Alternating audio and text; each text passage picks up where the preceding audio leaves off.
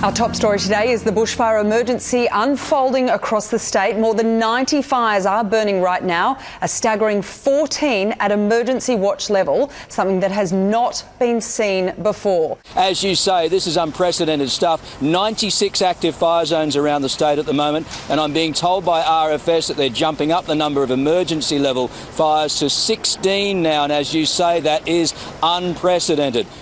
Hello, I'm Paul Barry. Welcome to Media Watch. And since that report on the New South Wales bushfires 2 weeks ago, Australia's fire emergency has spread to 5 states and destroyed more than 630 homes.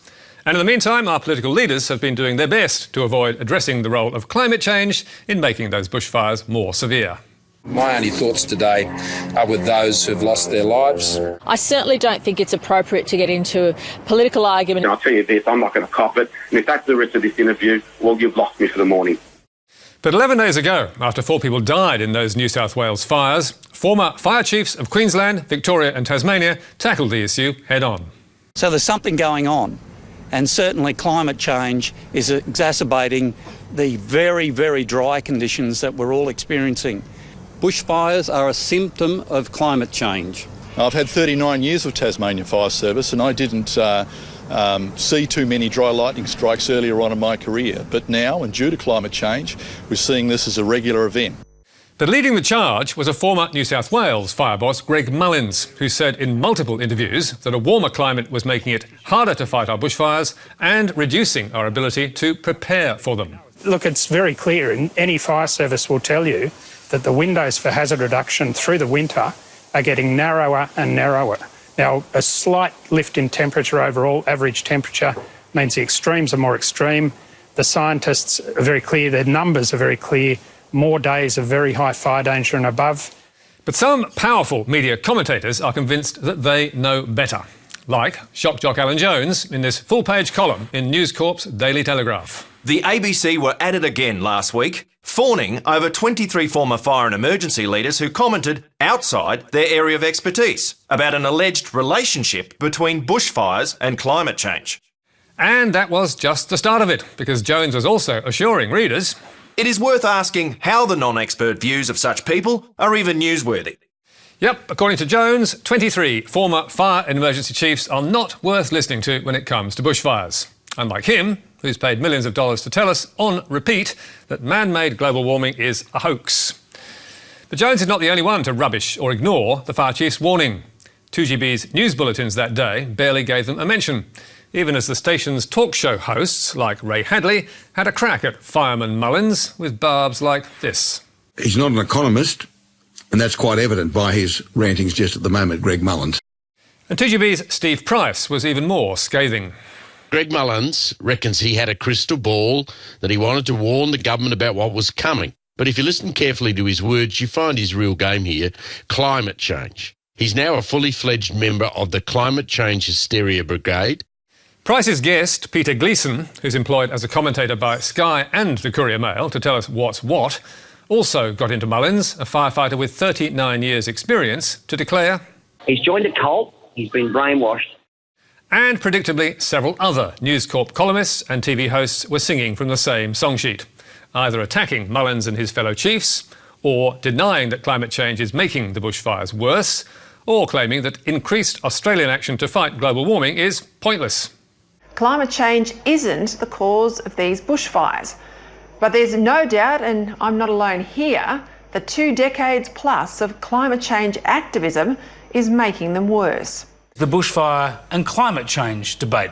It's dumb, it's reckless, it's offensive, we know that, but the Greens and others, so many cheerleaders in the media, are still doubling down on this stuff. There are, for instance, the retired fire chiefs today who actually claimed, forget blaming the fierceness of the fires on the fact that not enough burning off was done to keep fuel levels in the bush under control. No. The real problem, it seems, was that the Morrison government hadn't magically turned down the world's temperature by cutting Australia's tiny emissions. And in the Herald Sun, veteran business columnist Terry McCrann went even further by accusing the non-News Corp media of, quote, dishonesty, distortion and hysteria. It has been unremitting, unrelenting, wall-to-wall coverage. The fact none of these bushfires were in any way extraordinary compared to not just the last 50 years, but indeed the last 150 years, was an inconvenient truth. So, what is the truth? And is it actually inconvenient for all those know-it-alls? Well, it's certainly true that fires have devastated Australia since time began. But the CSIRO, the Bureau of Meteorology, fire chiefs and climate scientists all tell us the fires are getting worse. The season's growing longer, the fires are more extreme, and what's really unprecedented is so many are burning at the same time. Never before have we had 17 concurrent emergency warning fires burning at once, all competing desperately for resources, desperately for support, desperately for assistance. The reality is we simply couldn't get to every individual. Last Thursday, the ABC was running emergency broadcasts for fires in South Australia, Victoria, Tasmania, New South Wales and Queensland, and we're told that's a record. But what's unfolding now is what we've all been warned of for years. In 2007, the ABC reported on research from the CSIRO and Bureau of Meteorology, which predicted within the next 12 years, the number of extreme days of fire danger, that's the highest risk rating, could grow by more than 60%. And 3 years before that, in 2004, the National Inquiry on Bushfire Management had warned state and federal governments that fires would become larger and more intense as rainfall patterns changed. The projected hotter, drier, windier conditions associated with climate change caused by greenhouse warming would extend the period of fuel drying and increase rates of fire spread. And the latest advice from the CSIRO, updated this month, confirms that's already happening and will get worse.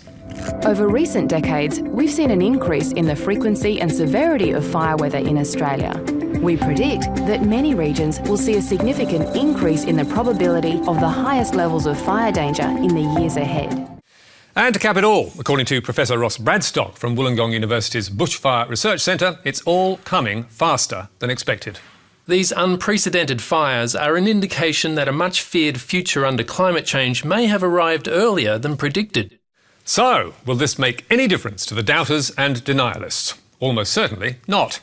If they can call the media's acceptance of expert opinion dishonest, reckless and offensive, it's likely no amount of science or fires or drought will ever make them change their tune. So, what does the man who employs so many of these crusaders against the science have to say?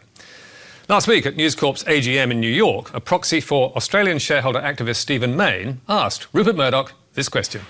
If you do believe in climate change, Mr Mayne is interested to hear why News Corp gives climate deniers like Andrew Bolt and Terry McCrann so much airtime in Australia.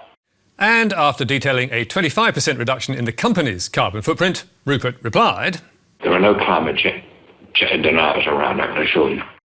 Rupert Murdoch is renowned for knowing exactly what his papers and commentators are saying all across the world. Seems he's also adept at claiming black is white. Because denial is what News Corp's campaign against the facts and the experts on climate change amounts to. And 2 days after Rupert spoke came another example from Ian Plimer in The Australian, urging us not to pollute minds with carbon fears, telling us, "There are no carbon emissions. If there were, we could not see because most carbon is black." Hard to believe, isn't it?